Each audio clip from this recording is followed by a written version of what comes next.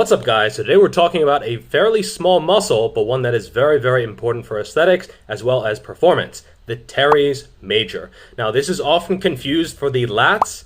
It is not the lats. It has a similar function, but is a completely different muscle. Even IFBB pro bodybuilders or some physical therapists or some physiologists, they think that this is the upper outer lat. It is not. It is the teres major. It is a separate muscle that has a lot of overlapping functions. So we're going to look at 4 different workout variations, 4 different exercises to fully and optimally train this muscle. So the first one is going to be the wide grip pull-up. I'll put a video somewhere up on the screen of me doing this exercise.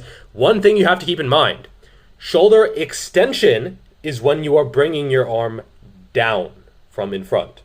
Okay, so like a chin up, this is mostly shoulder extension. When you are in a wide grip, this is mostly shoulder adduction, adduction, okay? Abduction is the opposite. It's when you're going up. But when you're bringing your arms like this, downwards, you are adding them to your body. It is adduction.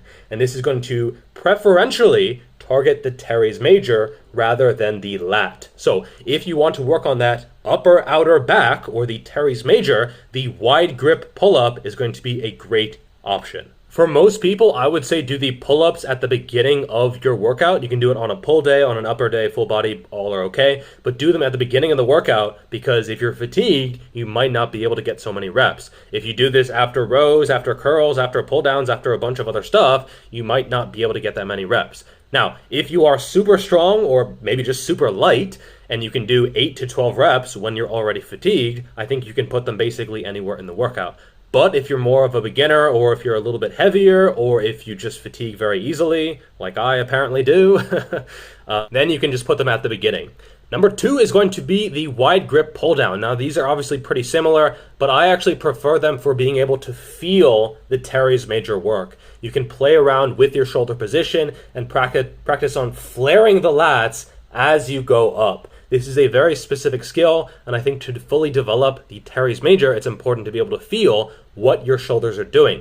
If you're just swinging the weight, not really going to be a good situation. You really want to control it and try to get a good contraction and then control that eccentric. So I would really recommend at least 10 reps on these, probably closer to 15 or even 20, just to get a better feel for that movement. Number 3 is going to be the dual handle cable pull down. Now I really like this because again, it is adduction. It's not just extension where you're pulling downwards, you're also pulling inwards towards yourself. And this is going to be great for the lats, but it's going to be great for the teres major and is great for developing a wider back. Again, not a super heavy movement. You shouldn't be maxing out. I say definitely don't go below about 5 reps, and 10 to 20 is probably going to be even better.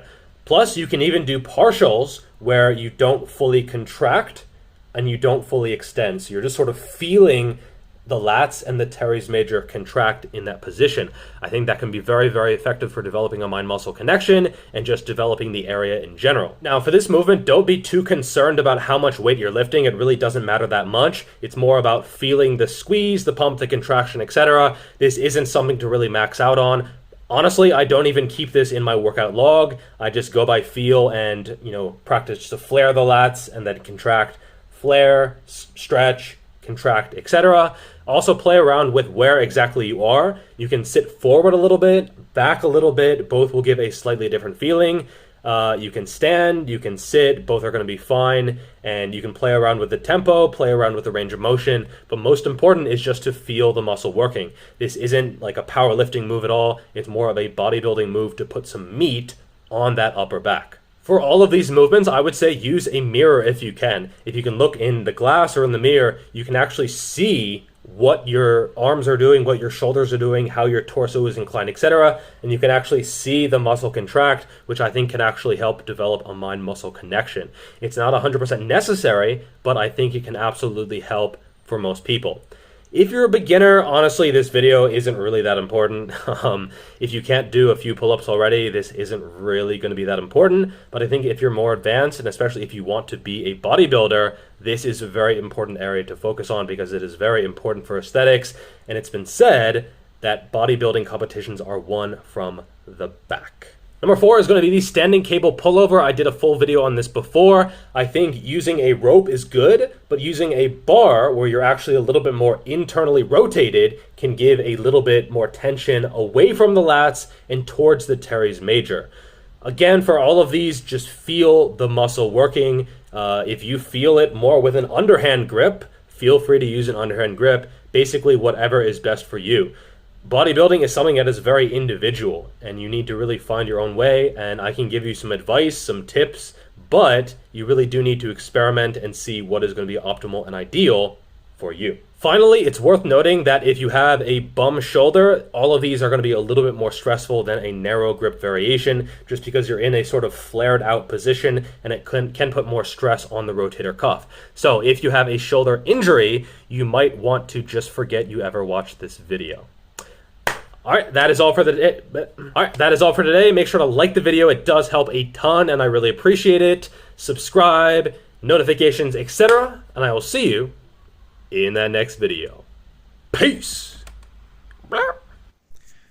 By the way, I will be doing an upcoming Q&A video sometime in the next week or so. So if you have any kind of question about diet, nutrition, exercise, bodybuilding, powerlifting, anything at all, let me know in the comments below, and I will do my best to answer your question.